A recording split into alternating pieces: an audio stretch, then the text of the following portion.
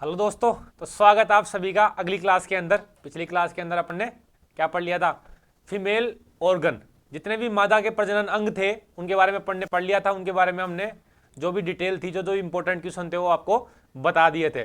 और अगली क्लास में अब तुम साथ जुड़ जाओ। अगली क्लास में अपन क्या पढ़ाएंगे? आज पढ़ाएंगे बेटा अपन मध चक्र। पिछली क्लास का आपने बहुत ही अच्छे से पढ़ लिया होगा, तो आज अपन क्या स्टार्ट कर रहे हैं? अगला टॉपिक मध चक्र। अब कहोगे गुरुजी मध चक्र होती क्या चीज है, ये है क्या भला? मध चक्र को क्या बोल देते हैं बेटा इंग्लिश के अंदर? Oestrus cycle. क्या बोल देते हैं?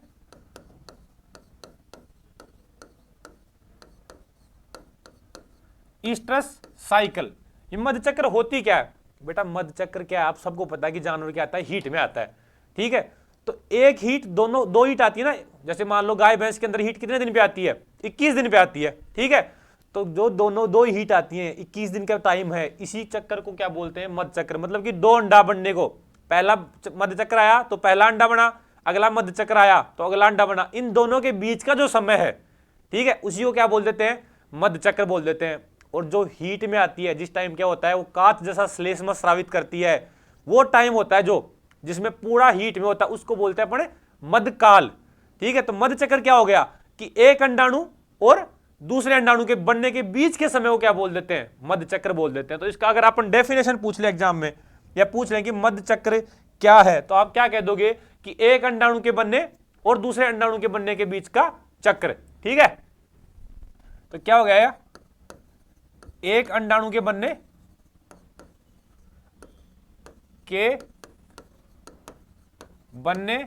व दूसरे अंडाणु के बनने। अरे कल बताया था आपको कि अंडा कैसे बनता है, कहां बनता है, किस तरीके से बनता है। तो पहला अंडा बना, उसके 21 दिन बाद क्या होगा? दूसरा अंडा बनेगा। तो इन दोनों अंडों के बनने के बीच के समय को बेटा, इन दोनों अंडों के बनने के बीच के समय को अपन क्या कहते हैं? मध चक्र, ईस्ट्रस साइकिल कहते हैं। के बनने के बीच का समय, यही क्या कहलाता है? यही मध चक्र कहलाता है। अब बेटा आपने सबने सुन रखा होगा कि इसकी क्या होती है? मध चक्र की 4 अवस्थाएं होती हैं। अब गुरुजी कहोगे हमने तो नहीं सुन रखा। अरे कोई बात नहीं, नहीं सुन रखा तो हम बता देंगे आपको कि इसकी कितनी अवस्थाएं होती हैं मध चक्र की। मध चक्र की बेटा 4 अवस्थाएं होती हैं। ठीक है, मध चक्र की अवस्थाएं। ठीक है, मध चक्र की कितनी अवस्थाएं होती हैं बेटा? मध चक्र की 4 अवस्थाएं होती हैं। ठीक है, कौन कौन सी हो गई? प्रोईस्ट्रस, ईस्ट्रस, मेटिस्ट्रस और डाइस्ट्रस। अरे गुरुजी ये तो पता था हमें। अरे बढ़िया बेटा, आपको पता था तो, अरे नहीं पता था तो अब पता लग गया आपको। 4 अवस्थाएं होती हैं। कितनी अवस्थाएं होती हैं? 4 अवस्थाएं होती हैं बेटा। अरे जानवर हीट में आता है, और वो हीट में पूरा जो काल है, मधकाल, उसको क्या अपने कितने भागों में विभाजित किया है? 4 भागों में विभाजित किया है। उससे अपने को पता लग जाएगा कि कौन से भाग में अपने को एआई करनी है, कौन से भाग में अंडाणु निकलता है, अंडोत्सर्ग की क्रिया होती है, तो कौन से टाइम पे अपने को एआई करनी है। सारी बातों को अपन किस आधार पे करेंगे? इसी अवस्थाओं के आधार पर कि कौन सी अवस्थाएं कब, कौन कौन सी अवस्था के अंदर क्या क्रिया होती है, और उसके अंदर कब अपने को एआई करनी होती है, कितने दिन की कौन सी अवस्था होती है। तो बेटा 4 अवस्था हो गई। कौन कौन सी हो गई? पहली तो अवस्था कौन सी हो गई? प्रोईस्ट्रस। ठीक है, प्रो मतलब कि पहले, और ईस्ट्रस की ईस्ट्रस से पहले की अवस्था। देखो अब आपको कोई याद करने की जरूरत ही नहीं है। प्रो मतलब पहले, और ईस्ट्रस आ रहा है बाद में, तो ईस्ट्रस से पहले। तो पहली अवस्था कौन सी होगी? प्रोईस्ट्रस। दूसरी अवस्था कौन सी होगी? ईस्ट्रस। और ईस्ट्रस को अपन क्या बोल देते हैं बेटा? मधकाल। इसमें जानवर क्या रहता है? हीट में रहता है, मध में रहता है। ठीक है, इसी टाइम अपन क्या करते हैं? एआई करते हैं बेटा जानवर के अंदर। तो ध्यान रखना, अब आपको हम एलएसए के एग्जाम में आने वाले क्वेश्चनों के साथ साथ प्रैक्टिकल चीजें भी बताते चलेंगे, ताकि आप जब एलएसए बन जाओ तो उसके बाद में भी क्या आप फील्ड में आपको ज्यादा टेंशन लेने की जरूरत नहीं पड़े। फिर इसके बाद ईस्ट्रस के बाद अगली कौन सी अवस्था है? Metestrus. तीसरी अवस्था कौन सी होगी? मैटिस्ट्रस। मैट मतलब कि बाद में। ठीक है, और चौथी कौन सी हो जाती है? डाइस्ट्रस। चौथी अवस्था कौन सी होगी? डाई डाइस्ट्रस। ठीक है, तो ये 4 अवस्थाएं होगी। अब अपन ने क्या किया, इनको 2 भागों में विभाजित कर दिया। एक को किसमें कर दिया, फोलिकुलर अवस्था के अंदर, और दूसरा कौन सा हो गया, ल्यूटियल अवस्था के अंदर। अब फोलिकुलर अवस्था क्या होती है बेटा, फोलिकुलर अवस्था होती है कि इसमें फोलिकल का डेवलपमेंट होता है। जैसे आपको कल बताया था ना कि प्राथमिक पुट्टिका बनी हुई थी पहले से ही, फिर उससे क्या हुआ था, द्वितीयक पुट्टिका बनी थी, तृतीयक पुट्टिका बनी थी, फोलिकुलर क्या बना था, ग्राफियन फोलिकल बन गया था। ठीक है, और अंडोत्सर्ग हो गया था। तो इसमें क्या हुआ, इसमें पूरे फोलिकल का विकास हो रहा है। जो पूरा अंडा था उसका बनने का क्या हुआ, उसका पूरा का अंडे बनने की क्रिया हो रही थी, पूरा अंडे का विकास हो रहा था। तो वो कौन कौन सी अवस्था के अंदर अंडे का विकास होता है, तो प्रोइस्ट्रस और ईस्ट्रस के अंदर क्या होता है, इसके अंदर क्या होता है, प्रोइस्ट्रस के अंदर अंडा जो बना हुआ था मतलब उसका विकास होना स्टार्ट हो जाता है। जैसे वो द्वितीयक पुट्टिका अवस्था में हो जाएगा, फिर वो तृतीयक पुट्टिका अवस्था में जाएगा, फिर किसमें वो ग्राफियन फोलिकल बन जाएगा उसका, फिर क्या होगा, ईस्ट्रस के अंदर क्या होगा, उसका अंडोत्सर्ग हो जाएगा। तो इन दोनों अवस्थाओं के अंदर क्या हो रहा है, फोलिकल की ग्रोथ हो रही है और क्या हो रहा है, अंडोत्सर्ग की क्रिया हो रही है। तो अपन इस अवस्था को क्या बोल देंगे, फोलिकुलर अवस्था। इन दोनों को मिला के अपन क्या बोल देंगे, फोलिकुलर अवस्था। फोलिकुलर अवस्था। अरे समझ में आ गया ना क्यों बोल दिया, क्योंकि इनमें क्या हुआ, फोलिकल का विकास हुआ। ठीक है, और अंडोत्सर्ग की क्रिया हुई। अब अंडोत्सर्ग हो गया, उसके बाद भी मैंने बताया था आपको कि अंडोत्सर्ग हो जाता है, उसके बाद में जो संरचना बचती है वो किस में बदल जाती है, कार्पस ल्यूटेम में बदल जाती है। और कार्पस ल्यूटेम में क्यों बदलती है कि अंडा निकल गया, उसके बाद में क्या होगा, उसमें निषेचन होगा और भ्रूण का निर्माण हो जाएगा। ठीक है, अब भ्रूण को बनाए रखने के लिए, ठीक है, गर्भावस्था को बनाए रखने के लिए कौन सा हार्मोन चाहिए, प्रोजेस्टेरोन हार्मोन चाहिए। वो स्रावित किससे होगा, कार्पस ल्यूटियम से। तो कार्पस ल्यूटियम बना रहना इंपॉर्टेंट है। ठीक है, तो अगली इन 2 अवस्थाओं को मिला के मेटिस्ट्रस और डाइस्ट्रस, इसमें क्या होता है, इसमें कार्पस ल्यूटियम बनी रहती है और प्रोजेस्टेरोन का स्रावण करती है। इसीलिए अपन इसको क्या बोल देते हैं, ल्यूटियल अवस्था। क्यों, कार्पस ल्यूटियम बन रही है, तो इनको दोनों को मिला के अपन ने क्या बोल दिया, ल्यूटियल अवस्था। और तो एग्जाम में अगर पूछ लें आपसे कि फोलिकुलर अवस्था के अंदर कौन कौन सी अवस्थाएं आती हैं, ठीक है, तो आप क्या कर दोगे, प्रोइस्ट्रस और ईस्ट्रस। और अगर एग्जाम में पूछ लें कि ल्यूटियल अवस्था के अंदर आपकी कौन कौन सी अवस्थाएं आती है, तो आप क्या बता दोगे, मेटिस्ट्रस और डाइस्ट्रस। और ये आपको बता दिया मैंने कि किस किस तरीके से इनको क्यों बोलते हैं, ल्यूटियल अवस्था क्यों बोला है इनको और फोलिकुलर अवस्था क्यों बोला है। ठीक है, अब अपन करेंगे कि ये प्रोइस्ट्रस, मेटिस्ट्रस, डाइस्ट्रस और ईस्ट्रस अपना जो है इनका टाइम कितना कितना होता है, अलग किस किस के अंदर, गाय के अंदर और कुतिया के अंदर। इन 2 जानवरों के अंदर क्या करते हैं बेटा, आपको एग्जाम में पूछ लेते हैं कि इन दोनों जानवरों के अंदर बताओ कि प्रोइस्ट्रस गाय में कितने दिन का होता है, या पूछ लेंगे मेटिस्ट्रस गाय में कितने दिन का होता है। तो अपन किस किस का पढ़ेंगे, 2 का पढ़ेंगे, क्योंकि मेनली एग्जाम में कितनों को पूछते हैं, गाय का और कुतिया का टाइम पूछ लेते हैं कि कुतिया के अंदर प्रोइस्ट्रस कितने दिन का होता है, मेटिस्ट्रस कितने दिन का होता है, डाइस्ट्रस कितने दिन का होता है। तो बेटा ये एग्जाम में इंपॉर्टेंट है। ठीक है, तो पहली कौन सी अवस्था हो गई, आप बताओ देंगे साथ साथ, अरे पहली कौन सी होगी, प्रोइस्ट्रस। सही कह रहे हो। अरे गुरुजी आपको पता कैसे लग रहा है, अरे मेरे को पता लग रहा है, आप साथ साथ बोल रहे हो, उसका मेरे को पता लग रहा है। तो प्रोइस्ट्रस गाय में कितने दिन का होता है, बेटा गाय में 3 दिन का होता है प्रोइस्ट्रस। ठीक है, प्रोइस्ट्रस की कितने दिन के अंदर अपना कितने दिन का होता है, गाय के अंदर 3 दिन का, 3 दिन तक चलता है ये प्रोइस्ट्रस अवस्था। ठीक है, और कुतिया के अंदर कितने दिन का होता है, कुतिया के अंदर बेटा 9 दिन का होता है। देखो अलग अलग जानवरों के अंदर क्या होता है, जो मध्य चक्र की काल है, मध्य चक्र का समय है, अलग अलग जानवरों के अंदर अलग अलग होता है। तो देखो प्रोइस्ट्रस गाय के अंदर कितने दिन का है, 3 दिन, 3 ही दिन का है, लेकिन कुतिया में कितने दिन चलेगा, 9 दिन तक चलेगा बेटा। ठीक है, दूसरा क्या हो गया, ईस्ट्रस अवस्था। दूसरी अवस्था क्या हो गई, सेकंड ईस्ट्रस। अब ईस्ट्रस गाय में ईस्ट्रस अवस्था कितने टाइम के लिए होती है बेटा, 12 से 24 घंटे के लिए होती है, सिर्फ ही 12 से 24 घंटे के लिए। ठीक है, गाय में कितने दिन की होगी, कितने टाइम के लिए होगी, 12 से 24 घंटे के लिए। और कुतिया के अंदर बेटा, कुतिया के अंदर 9 दिन तक ही होती है, सेम ही होती है, प्रोइस्ट्रस और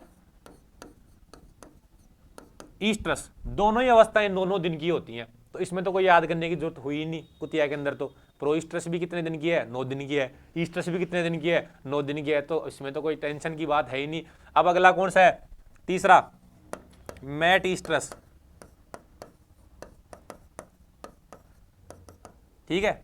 मेटिस्ट्रस, अब गाय के अंदर मेटिस्ट्रस कितने दिन की होती है? तो बेटा 3 से 5 दिन की होती है। ये आपको ध्यान रखना है, 3 से 5 दिन। मेटिस्ट्रस अवस्था कितने दिन की हो गई?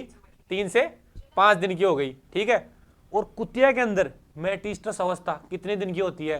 तो बेटा बहुत ही इंपॉर्टेंट बात आ गई है, कुतिया के अंदर मेटिस्ट्रस अवस्था होती ही नहीं है, ठीक है। एग्जाम में ऐसी चीजें बहुत इंपॉर्टेंट होती हैं। क्या है? कुतिया के अंदर तो मेटिस्ट्रस अवस्था अनुपस्थित है, मतलब कि मेटिस्ट्रस अवस्था कुतिया के अंदर होती ही नहीं है। देखो बेटा, तो ये क्या हो गया? अनुपस्थित हो गया, तो इंपॉर्टेंट क्वेश्चन हो गया, एग्जाम में पूछ लेंगे आपसे कि किस जानवर के अंदर मेटिस्ट्रस अवस्था अनुपस्थित होती है। तो आपको सोचना ही नहीं है, आपको तुरंत बता दोगे आप, क्या है? कुतिया के अंदर अनुपस्थित होती है, ठीक है। तो ये बहुत ही इंपॉर्टेंट क्वेश्चन हो गया। चौथा क्या हो गया अपना? लास्ट स्टेज कौन सी हो गई अपनी?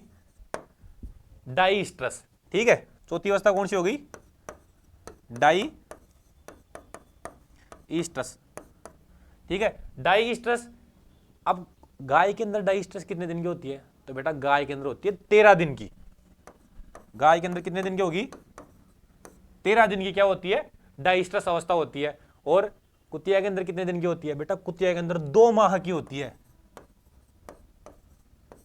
ठीक है। तो अब देखो, कुतिया के अंदर ज्यादा याद रखने की जरूरत ही नहीं है आपको। 9 दिन, 9 दिन मेटिस्ट्रस तो होती है, अनुपस्थित है। और 2 माह, सबसे ज्यादा तो क्या, कितना टाइम है? 2 माह किसके अंदर है? कुतिया के अंदर ही है। तो इसमें तो ज्यादा याद, अरे इंपॉर्टेंट भी है कुतिया का। और गाय के अंदर कितने दिन की हो गई? 13 दिन की हो गई, ठीक है। तो गाय के अंदर अगर पूछ लें कि डाइस्ट्रस अवस्था कितने दिन की होती है, तो 13 दिन की अवस्था होती है। तो ये क्या है? प्रोइस्ट्रस और ईस्ट्रस की अपनी एक चीज और हो गई। पिछली बार बताया था आपको, प्रोइस्ट्रस और ईस्ट्रस क्या है अपना, कौन सी स्टेज है? फॉलिकुलर। और ये कौन सी होगी? तो अब इसमें एक बात और लिख लो, कुत्ते के अंदर क्या होता है? एक एनिस्ट्रस अवस्था और होती है, ठीक है। वो कितने दिन की होती है? तो बेटा वो 2 से 3 माह की होती है। कुत्ते में एक एनिस्ट्रस अवस्था और होती है, कुत्ते में एनिस्ट्रस अवस्था 2 से 3 माह की होती है,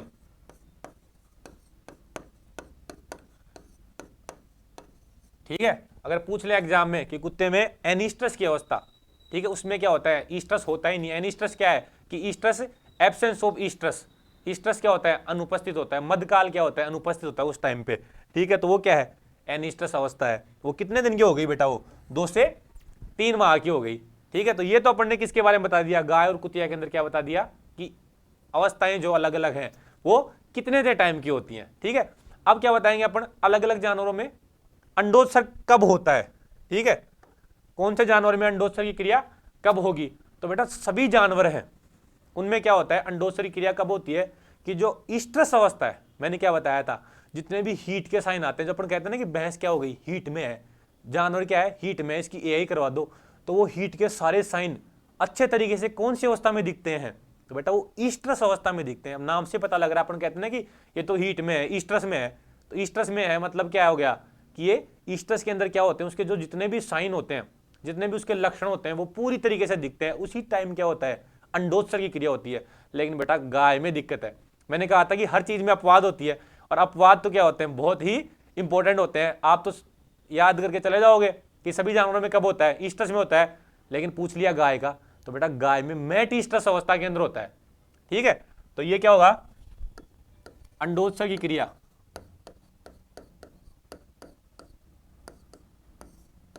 सभी जानवरों में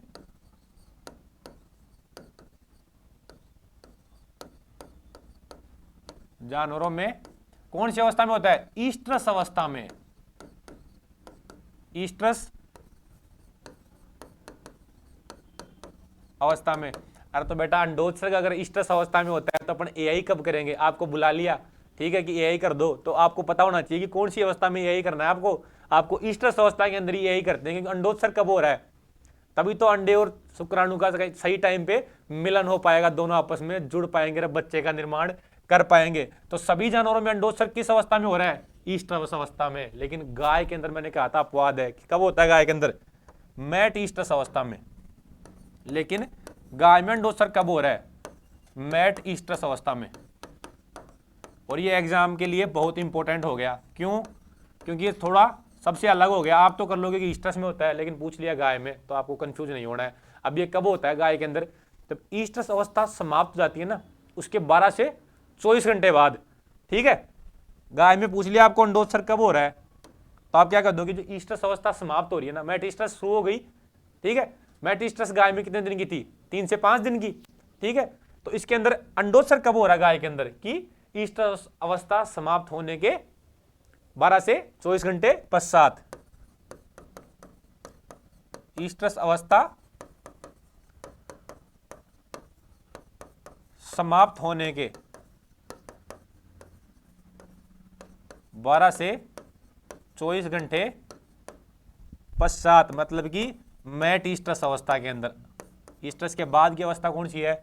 मेटास्टेसिस अवस्था। तो 12 से 24 घंटे बाद, मतलब कि किसमें?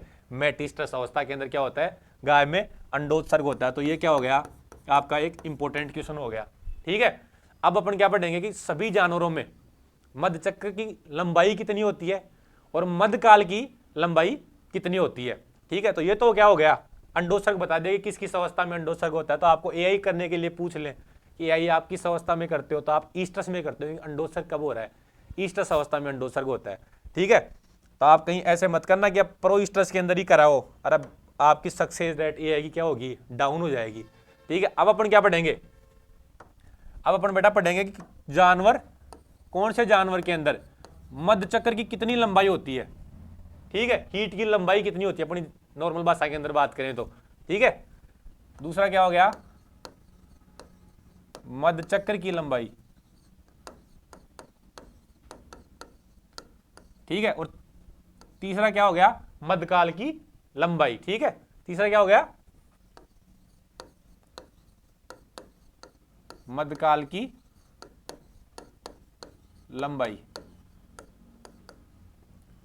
ठीक है, तो सबसे पहले अपन किसकी बात करेंगे? सबसे पहले तो अपन गाय की बात करेंगे।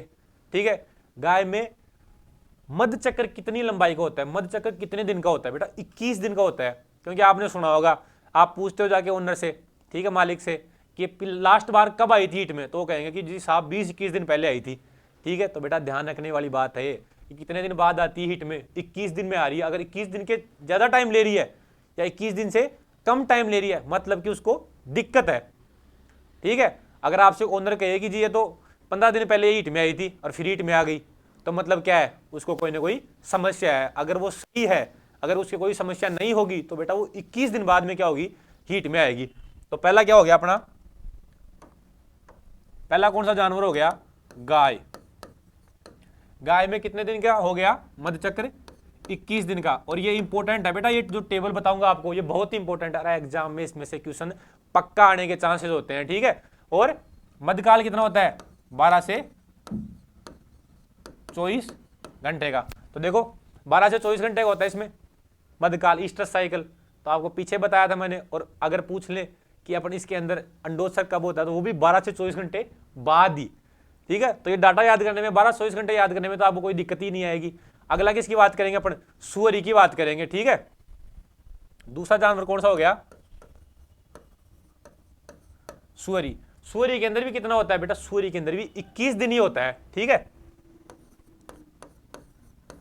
दो हीट के बीच में समय कितना लगता है? 21 दिन का ही लगता है सुअरी के अंदर भी। और अगर पूछ लें कि मध्यकाल का कितना टाइम लगता है, तो 2 से 2.5 दिन। सूर्य के अंदर मध्यकाल की लंबाई कितनी होती है बेटा? 2 से 2.5 दिन। 2 से 2.5 दिन तक क्या होती है? इसकी हीट चलती है। ठीक है, अगला क्या पढ़ेंगे अपन? तीसरा, घोड़ी। अरे बेटा घोड़ी के लिए पूछ लें आपसे कि घोड़ी के अंदर मध्यचक्र की लंबाई कितनी है, तो सोचना ही नहीं है बेटा, इसके अंदर भी 21 दिन ही होती है। ठीक है, घोड़ी के अंदर भी कितनी दिन होगी? 21 दिन की होती है। और अगर पूछ ले इसके अंदर मध्यकाल की लंबाई, तो आप क्या कह दोगे? 6 दिन होती है बेटा, 6 दिन। ठीक है, तो अब देखो गाय, सूर्य और घोड़ी के अंदर तो याद करने की जरूरत नहीं है मध्यचक्र। क्यों? तीनों में 21 दिन होता है, तो कोई फर्क है ही नहीं। तो आप सीधा याद कर लो कि गाय, सूर्य और घोड़ी कितना हो गया? 21 दिन। तो मध्यचक्र की तो कोई टेंशन है ही नहीं आपको। अब अगला कौन सा आ गया? चौथा जानवर हो गया अपना ऊंटनी। ऊंटनी के अंदर क्या होता है? ऊंटनी के अंदर बेटा 23 दिन होती है। ऊंटनी के अंदर गाय भैंस जो है उससे थोड़ी ज्यादा होती है लंबाई मध्य चक्र की, तो इसके अंदर कितने दिन की हो गई, 23 दिन की हो गई, ठीक है। और अगर पूछ ले कि मध्यकाल की लंबाई, तो बेटा मध्यकाल की लंबाई होती है 3 से 5 दिन, ठीक है, 3 से 5 दिन। तो आपको गुरुजी ऊँटनी की कैसे याद रखें, और ऊँटनी की क्या होती है, इनकी तो सबकी 21 दिन हो रही है, ऊँटनी कितनी है, 2 दिन ज्यादा है, 23 दिन है।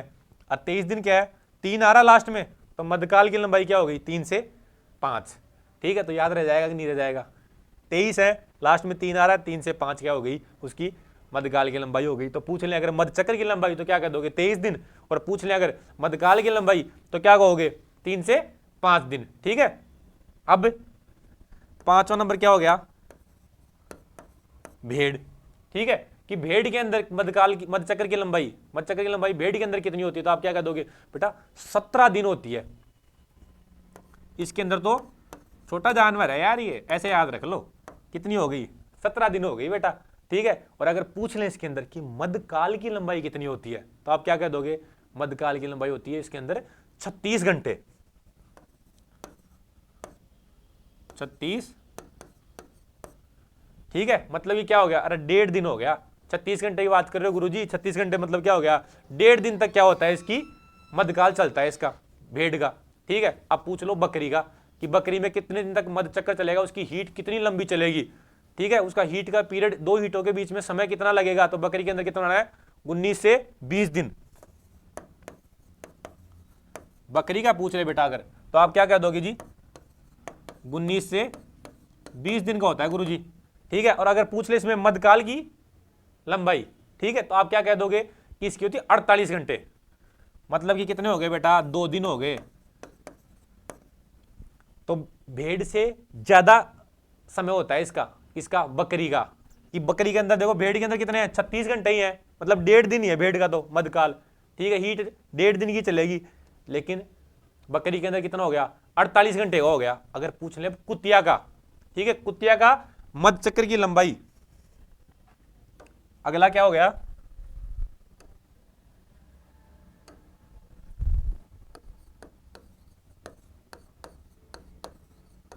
कुतिया के अंदर पूछ रहे हैं, तो कुतिया के अंदर कितना बता दोगे आप, 6 से 7 माह का होता है बेटा।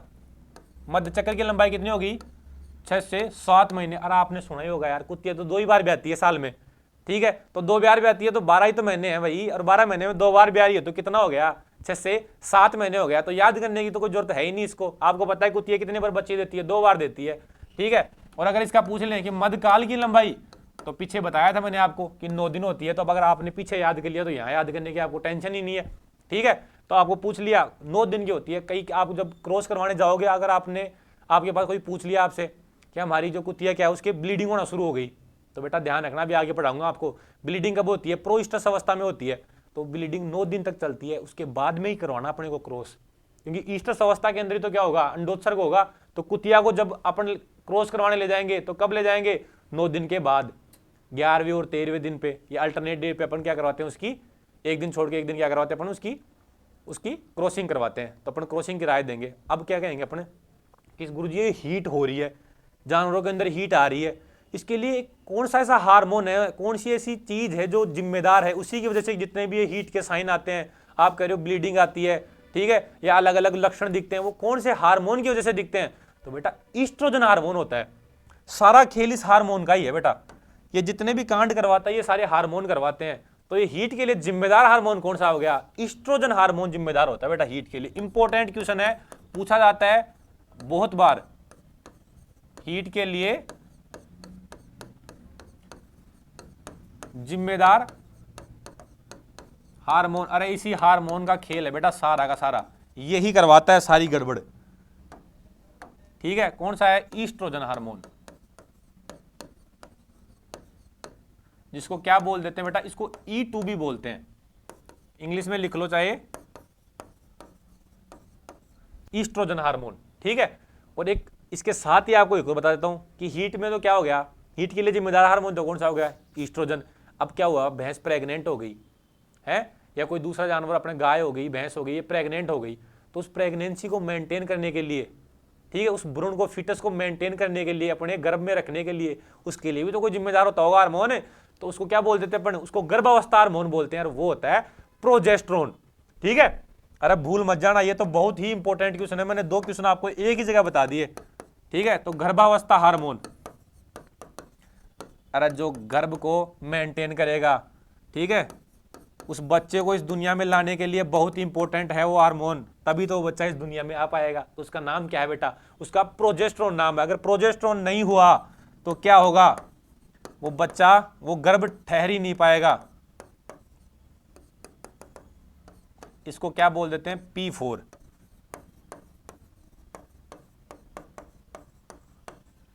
अरे कई बार क्या होता है, गर्मी के टाइम में क्या हो गया, गर्मी के टाइम भैंस क्या होती है, प्रेग्नेंट होती है 5-6 महीने की, ठीक है, और गर्मी के टाइम क्या होता है, उसमें थोड़ा थोड़ा श्लेष्मा म्यूकस आने लग जाता है, ठीक है, तो वो क्या कहते हैं, अजी साहब इसके तो ठंड का टीका लगा दो। गांव में कहते होंगे, अरे आपसे बहुत लोग बोलते होंगे इसके क्या लगा दो, ठंड का टीका लगा दो। बेटा ठंड का टीका और कुछ नहीं है, वो प्रोजेस्टेरोन हार्मोन ही है, ठीक है, ये प्रोजेस्टेरोन हार्मोन ही, इसको क्या बोलते थे गांव में? ठंड का टीका। ठीक है, आप सोचते हो पता नहीं ये क्या कह रहे हैं, ठंड का टीका, ठंड का टीका कौन सा हो गया? ये प्रोजेस्टेरोन हार्मोन ठंड का टीका है। क्यों? क्योंकि प्रेगनेंसी को मेंटेन करने के लिए कौन सा हार्मोन जिम्मेदार है? प्रोजेस्टेरोन। तो इसकी कमी हो जाती है ना थोड़ी बहुत, तो क्या होता है, वो श्लेष्मा बाहर आने लग जाता है। ठीक है, अपन क्या करते हैं फिर कि प्रोजेस्टेरोन हार्मोन लगा दिया, उसको ठंड का टीका लगा दिया, तो उसकी जो प्रेगनेंसी है वापस टकाटक रहेगी, और वो भैंस है तो क्या होगी, 10 महीने पे ब्याह जाएगी। तो ठंड का टीका गर्भावस्था के लिए इंपॉर्टेंट हार्मोन, जिम्मेदार हार्मोन कौन सा हो गया? प्रोजेस्टेरोन। तो भूल तो नहीं जाओगे, और किसी ओनर ने पूछ लिया तो आप उसको तुरंत बता दोगे कि क्या करना है। अब अपने एक एक अवस्था के बारे में पढ़ेंगे, किस किस अवस्था के अंदर क्या क्या चीजें होती हैं। उसमें सबसे पहली अवस्था कौन सी पढ़ी थी अपन ने? प्रोइस्ट्रस अवस्था पढ़ी थी। प्रोइस्ट्रस, अरे ये मध्य चक्र की सबसे पहली अवस्था है। अगर एग्जाम में पूछ लेंगे सबसे पहली अवस्था कौन सी है, कहां से मध्य चक्र स्टार्ट होता है, तो आप क्या कह दोगे जी? प्रोइस्ट्रस है। ठीक है, मध्य चक्र की पहली अवस्था है। ठीक है, इसके अंदर प्रोइस्ट्रस के अंदर एक खास इंपॉर्टेंट योगदान किसके अंदर बताएंगे, इंपॉर्टेंट क्वेश्चन आ सकता है, वो किसके अंदर आ सकता है बेटा? कुतिया के अंदर। कुतिया में आपके पास आते हैं कि जी साहब इसके तो हीट में है, तो आपके पास कौन सा ऐसा साइन बताते हैं, आपको पता लग जाएगा कि ये हीट में है, हीट में या आने वाली है, तो क्या बता देगा उसमें? कुत्ते में क्या होता है बेटा? ब्लीडिंग होती है। कितने दिन तक? 9 दिन का, 9 डेज का टाइम होता है, 9 दिन का समय होता है। उसमें क्या होता है कुत्ते के अंदर? पीछे से ब्लीडिंग होती रहती है। तो आप क्या समझ जाओगे कि ये अब क्या चल रहा है, इसका प्रोइस्ट्रस पीरियड चल रहा है। जैसे इसके ब्लीडिंग बंद हो उसके 1-2 दिन बाद क्या करवाओ इसको, आप इसकी क्रॉसिंग करवा दो, इसकी मेटिंग करवा दो। ठीक है, मतलब मेटिंग 1-2 दिन बाद, ब्लीडिंग बंद होने के 1-2 दिन बाद कह रहे हैं, पर मतलब वो क्या हो जाए, कौन सी अवस्था हो जाएगी? वो तो स्ट्रस आ जाएगी, क्योंकि ब्लीडिंग किस में हो रही है? प्रोइस्ट्रस अवस्था में होती है। तो क्या होता है कुतिया के अंदर, क्या होता है? प्रोइस्ट्रस अवस्था में ब्लीडिंग होती है, जिसको अपन क्या बोलते हैं? प्रोइस्ट्रस ब्लीडिंग बोल देते हैं। तो इंपॉर्टेंट क्वेश्चन हो गया, एग्जाम में पूछते हैं, कुतिया में प्रोइस्ट्रस अवस्था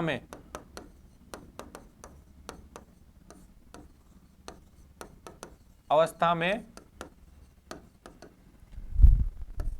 ब्लीडिंग होती है। ब्लीडिंग यानी खून आते हैं उससे।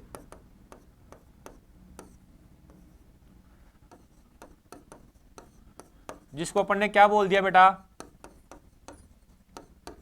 प्रोइस्ट्रस ब्लीडिंग बोल दिया, क्योंकि कौन सी अवस्था में हो रही है? प्रोइस्ट्रस के अंदर हो रही है। तो सीधी सी बात है, ब्लीडिंग कौन सी अवस्था में? प्रोइस्ट्रस। तो बोल क्या कर दिया? प्रोइस्ट्रस ब्लीडिंग, जिसको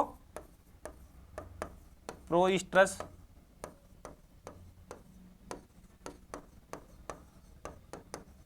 ब्लीडिंग कहते हैं। अरे कहीं ऐसा मत कर देना तुम कि उसको प्रोइस्ट्रस अवस्था की वजह से ब्लीडिंग आ रही है और तुम उसका ट्रीटमेंट करने लग जाओ कि अरे इसको तो ब्लीडिंग आ गई, उसको तो क्या हो गया, कोई ना कोई दिक्कत हो गई, अंदर कोई इंजरी हो गई। नहीं बेटा, ऐसा गलत काम मत कर देना आप, कहीं उसको तुम ट्रीटमेंट करना शुरू मत कर देना। वो तो इसका नेचुरल है, वो ब्लीडिंग तो नेचुरली हो रही है।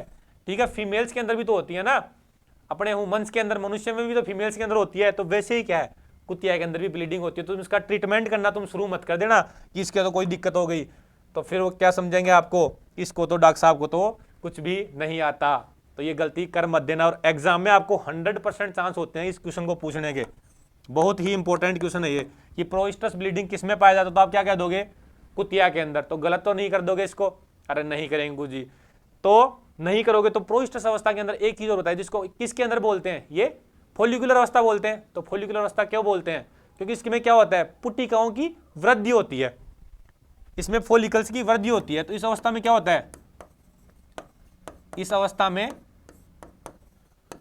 पुट्टिकाओं की वृद्धि होती है। अरे पुट्टिकाओं की वृद्धि होगी तभी तो अंडे का निर्माण होगा, तभी तो अंडोत्सर्ग होगा। पुट्टिकाओं की वृद्धि होती है। अरे पुट्टिकाओं की वृद्धि ही नहीं हुई तो क्या हुआ, अंडोत्सर्ग कैसे हो जाएगा। ठीक है, तो उसके लिए क्या है, अगर पूछ लें कि पुट्टिकाओं की वृद्धि कौन सी अवस्था में होती है, तो प्रोइस्टस अवस्था के अंदर इसकी वृद्धि होती है। तो ये अपन ने क्या पढ़ ली, इसकी पहली अवस्था पढ़ ली, प्रोइस्टस अवस्था पढ़ ली, और जो जो इंपॉर्टेंट क्वेश्चन आने थे इसमें से वो आपको बता दिए। अगली अवस्था कौन सी हो गई, अब तो ये पता ही चल गया आपको, आप खुद ही कह दोगे गुरुजी ईस्टस अवस्था होगी अगली। तो दूसरी कौन सी होगी, ईस्टस अवस्था। तो बेटा जो अपन बड़े जानवरों के अंदर एआई करते हैं, गाय भैंस के अंदर या कुतिया के अंदर क्रॉसिंग करवाते हैं, ये सारे किस अवस्था के अंदर करवाते हैं, अपन ईस्टस अवस्था के अंदर करवाते हैं। तो अपन क्या करवाने, इसको कौन सी अवस्था बोल दी अपन ने, इसको समागम की अवस्था बोल दी, या मेटिंग की अवस्था बोल दी, या ब्रीडिंग की अवस्था बोल दी। क्यों, अपन एआई भी इसी टाइम करवा रहे हैं, या अपन क्या नेचुरली करवा रहे हैं। तो सांड से क्रॉसिंग कब करवाएंगे, इसी ईस्टस अवस्था में करवाएंगे। तो यह समागम की अवस्था है, यह समागम। समागम को बेटा क्या बोल देते हैं, अरे मेटिंग भी बोल देते हैं। मेटिंग किसके अंदर बोल देते हैं, कुत्ते के अंदर। कुत्ते के अंदर क्या बोलते हैं, इसकी मीटिंग करवा लो साहब। तो अपन उसके अंदर कौन सा वर्ड यूज करते हैं, मीटिंग। और बड़े जानवरों के अंदर अपन कौन सा वर्ड यूज कर लेते हैं, अरे ब्रीडिंग। अरे गाय हीट में है तो इसकी क्या करवा दो, ब्रीडिंग करवा दो। ठीक है, इसका समागम करवा दो, यह समागम की अवस्था है। तो ये इंपॉर्टेंट क्वेश्चन हो गया कि समागम की अवस्था पूछ ले, तो समागम किस अवस्था में करवाते हैं, तो आप क्या कह दोगे, ईस्टस अवस्था में करवा देते हैं। इसी अवस्था में क्या होता है बेटा, पशु ताव में होता है। जो आप बढ़िया क्लियर कट साइन देखते हो ना कि क्या हुआ, जो पीछे से गाय भैंस क्या है, पूरा म्यूकस दे रही है, और वो कांच के जैसा साफ होगा, क्लियर होगा एकदम, उसमें कोई भी पस वगैरह का ऐसा कोई नहीं होगा, बिल्कुल क्लियर दिखेगा आपको। तो जो सबसे बिल्कुल उसके क्लियर लक्षण दिखते हैं वो किस अवस्था में दिखेंगे, ईस्टस अवस्था में दिखेंगे। क्यों, क्योंकि पशु इसी अवस्था में ताव में रहता है। तो इस अवस्था में, ये मेन अवस्था है बेटा, इस अवस्था में पशु ताव में रहता है। और अपनी देसी भाषा में कह देते हैं ना, देसी लोग कह देते हैं कि क्या हो गया, फिलहाल जी पशु साहब, पशु तो ताव में, इसकी क्या कर दो, इसकी एआई कर दो। तो वो कौन सी अवस्था की बात कर रहे हैं, वो ईस्टस अवस्था की बात कर रहे हैं। इस अवस्था में मैंने बताया भी कि बिल्कुल कांच के जैसा एकदम क्लियर। ठीक है, अगर आपको क्या हुआ, आपकी भैंस है या किसी की भी भैंस है, तो आप क्या करोगे, इसमें बिल्कुल जो श्लेष्मा गिर रहा है वो एकदम कांच के जैसे साफ दिख रहा है, तो आप क्या कह दो कि साहब इसकी एआई कर दो, क्योंकि अब क्या है, ये पूरी हीट में है। तो ये तो याद ही रह गया आपको गुरुजी, इसको तो याद करने की जरूरत नहीं है, तो पता ही चल गया, सबको ही पता है। तो इस अवस्था में क्या होता है, योनि से कांच जैसा साफ श्लेष्मा निकलता है। इस अवस्था में योनि से कांच जैसा साफ, अरे इतना क्लियर होता है जैसे लगेगा आपको कि जी कांच ही है, तो कांच जैसा साफ श्लेष्मा निकलता है।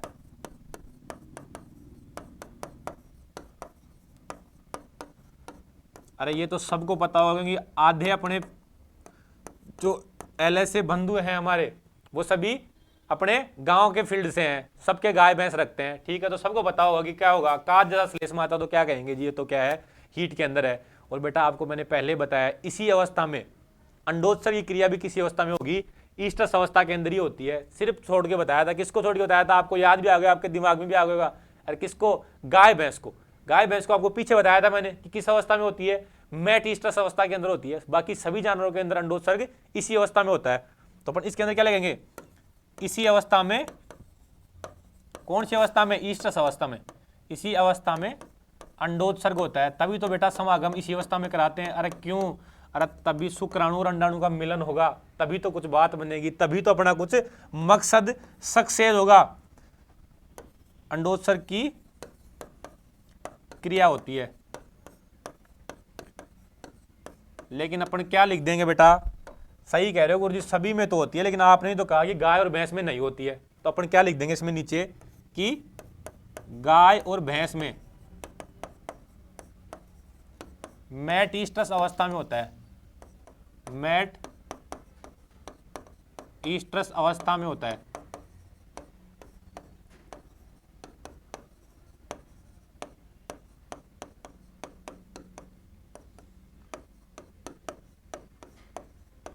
ठीक है, तो ये क्या हो गया, ईस्ट्रस की अपन ने सारी बातें बता दी। और ईस्ट्रस में से इंपॉर्टेंट क्वेश्चन थे कि काज जैसा श्लेष्मा, ठीक है, अंडोत्सर्गी क्रिया और समागम किस अवस्था में कराते हैं, तो अपन किसकी बात करें, अपन ईस्ट्रस ही करवाते हैं। अगली अवस्था कौन सी हो गई, यहां तक तो कौन सी अवस्थाएं चल रही थी अपनी, फोलिकुलर अवस्थाएं चल रही थी। अब अपन कौन सी पढ़ेंगे, ल्यूटियल अवस्था। उसमें से पहली अवस्था कौन सी है, मैट ईस्ट्रस अवस्था, मैट ईस्ट्रस अवस्था। ये बेटा कौन सी अवस्था है, ये तीसरे नंबर की अवस्था है। ठीक है, इस अवस्था में क्या होता है, पशु क्या जो ताव में था, मैंने क्या कहा था कि काज जैसा श्लेष्मा निकल रहा था और पशु बिल्कुल, गायें क्या करती हैं, गायें दूसरी गायों पे चढ़ने लग जाती हैं। तो ये सारे लक्षण, जितने भी लक्षण आ रहे थे, ये लक्षण धीरे धीरे क्या होते हैं, कम होने लग जाते हैं। तो कम होने लगे तो मतलब अपन क्या कह देंगे कि पशु कम ताव में रहता है। ठीक है, ये लक्षण कम होने लगे, पशु फुल ताव में रहेगा तो सारे लक्षण ढंग से आएंगे, लेकिन पशु कम ताव में हो गया तो क्या होंगे, जितने भी लक्षण आ रहे थे बेटा वो क्या होंगे, वो लक्षण कम हो जाएंगे। तो इस अवस्था में क्या होगा, इस अवस्था में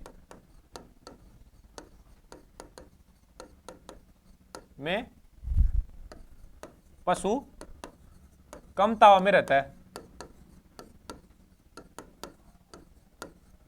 क्यों बेटा, अरे पशु धीरे धीरे जो ताव के लक्षण है वो कम होने लग जाते हैं, तो क्या हो गया, पशु कम ताव में है। लेकिन बेटा एक खास बात है, जैसे कुतिया के अंदर प्रोइस्ट्रस ब्लीडिंग हो रही थी, वैसे एक नेचुरल चीज क्या होती है कि गाय के अंदर क्या होती है कि जो मैट ईस्ट्रस अवस्था होती है, ईस्ट्रस के बाद वाली अवस्था, उसमें ब्लीडिंग होती है गाय के अंदर।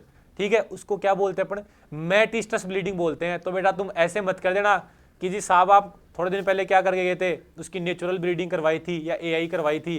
ठीक है, और जैसे वो हीट खत्म हुई, इस गाय के पीछे से क्या हुआ, ब्लीडिंग आ रही है, तो तुम ध्यान देख लेना कि कहीं ये मैट ईस्ट्रस ब्लीडिंग तो नहीं है, इसका ट्रीटमेंट करने की आपको कोई आवश्यकता नहीं है।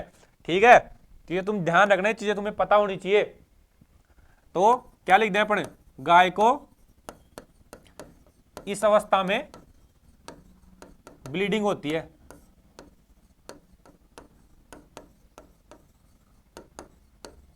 ब्लीडिंग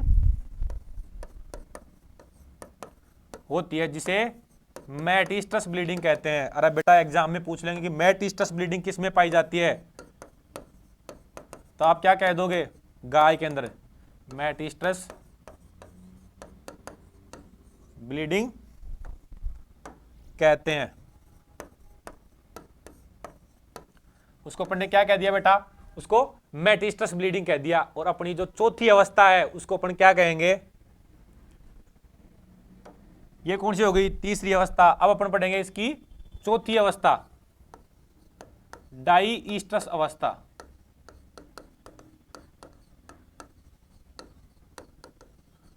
अरे बेटा ये बिल्कुल इजी इजी चीजें हैं, वो ही सारी बातें हैं जो आप अपने घर पे भैंसों के अंदर देखते आए हो, बस आपको पता नहीं है इसको क्या बोलते हैं क्या नहीं बोलते, इतना ही फर्क है। उसके अलावा आपको सारी बातें पहले से पता है, तो थोड़ा सा ध्यान देने की जरूरत है, थोड़ा सा याद समझ के चलने की जरूरत है, बस आपको सारी चीजें क्या हो जाएंगी, ये याद हो जाएंगी। तो अब डाइस्टस अवस्था के अंदर क्या होता है, तो इस अवस्था का क्या होता है, कॉर्पस ल्यूटेम का निर्माण हो जाता है।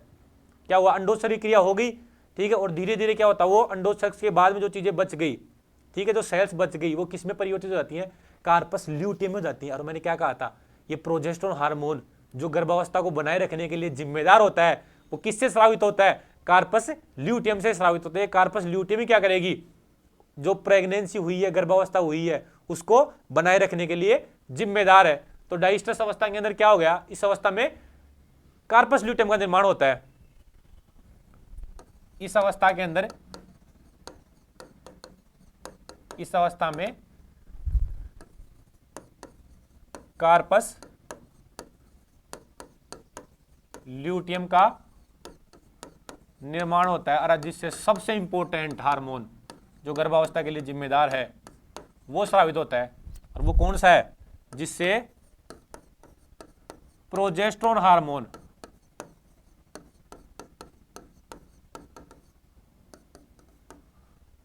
स्रावित होता है।